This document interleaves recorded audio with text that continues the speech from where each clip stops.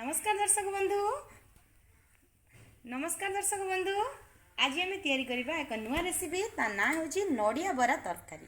तो चलते देखा केमती आम कौन करवा कि पूर्व देखी ना कौन कौन आम सामग्री नहीं। तो देखो ये आम नड़ियार गोटे बनईचु गोटे पेस्ट टाइप रे ये आप देखिपे ये बेसन किसी नहींचु आउे गोटे बड़ सैज्र आलू को काटी नहींचु ये आम चाउलर गोटे पेस्ट नहींचु ये सोरिष तेल किसी नहींचु आउे ये अदा रसुण पेस्ट भी नहींचु ये देखिपे आप टमाटर को नहीं गोटे बड़ टमाटर को काटी नहींचु ये हलदी गुंड से आम गरम मसला तो एपटे चिली पाउडर मतलब ता सहित आम काश्मीर चिली भी ऐड करूँ ये आम गोटे बड़ सैज्र कटा पियाज नहींचु।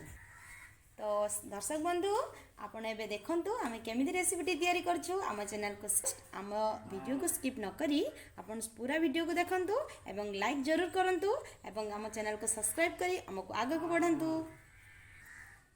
देखंतु आम से जो नड़ियार पेस्ट आ सहित से जो चाउल पेस्ट थिला से किसी नेलु बेसन को गोल आप देखिपे। तो आम ए जो नड़िया पेस्ट रखी नड़िया पेस्ट और बेसन और किसी चाउल गुंड से जो पेस्ट बनई से गोल आम गोटे आण प्रस्तुत कलु से बरा गुड़ी को भल भाव में छाणबू। देखिपे आम सोरिष तेल आज बरा गुड़ी को करवा टेस्ट आसो तरकारी तेणु एवं पकईदबा बेसी पतला करें कि बेसी मोटा भी करें कारण बरा भी भितर सीझी जेहेतु नड़िया तो यही प्रोसेस रे सब गुड़ी पकईदबा। एबे देखंतु बरा गुड़ी को बहुत सुंदर देखा जाउजी बर्तमान तार हेनी एभली देखा जाउजी तो हेले केते सुंदर देखा जिवो भाभी पड़थिबे। तापर एबे कि समय छाड़ी दबा बरा गुड़ी को हेगला परे हमें पुनी रेसिपी तैयारी करबा।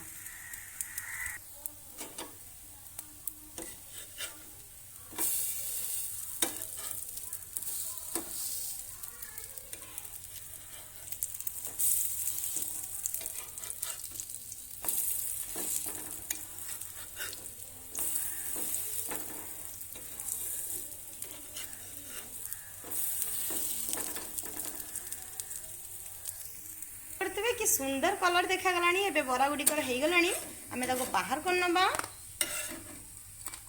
बेसी मतलब रेड करिबेनी जाफल कि पोड़ा पोड़ा लागिवो तरकारी टेस्ट लागिवनी स्मेल भी बढ़िया आसलानी। आपण माने जरूर ट्राई करंतु स्किप न करिके वीडियो को प्रथम रु शेष पर्यंत देखंतु एवं लाइक दियंतु सांग मान सहित शेयर भी करंतु कमेंट करी कहंतु हम रेसिपी केमिति हेची।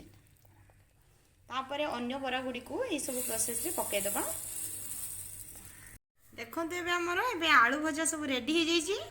एबे देखंतु हमें पैन ले किछि तेल दे दबा सोरिष तेल दबा तेल देखंतु तेल एबे पूरा गरम ही आसलानी एबे काटी की रखिथिबा पियाज को दे दबा। देखंतु एबे हमर पियाज हे गलानी पोड़ी बेनी बेसी पियाज को काहे ना पिता हे जिवो तरकारी। एबे हमें से काश्मीर चिली दे दबा तापरे हलदी गुंडा दे दबा तापरे अदा रसुण पेस्ट जो पकई दिले ताको 2 चम्मच पकई दबा। आपनकर क्वांटिटी अनुसार आपन दे परिबे हमर एठी जेतिक नैथु हम से अनुसार देइछु। एबे आपन माने देखि पड़थबे मसला को टिके चलै नेबे किछ समय परे तापरे सेतरे टिके पानी ऐड करिवे किछ समय परे।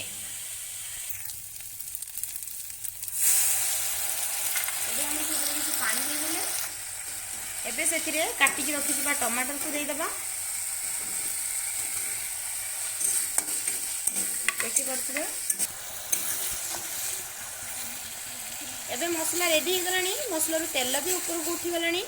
एबे आलू को पकई दबा से भल भाव मिक्स कर दबा।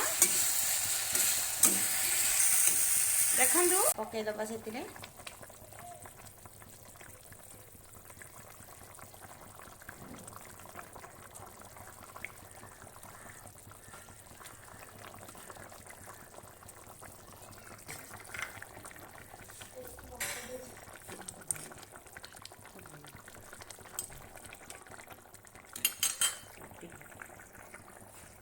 तो एबे हमर देखंतु बढ़िया कलर आसी गलानी। एबे हमर रेसिपी भी रेडी हो गलानी केवल ताको फुटी गला परे हमें बाहर कर दबा।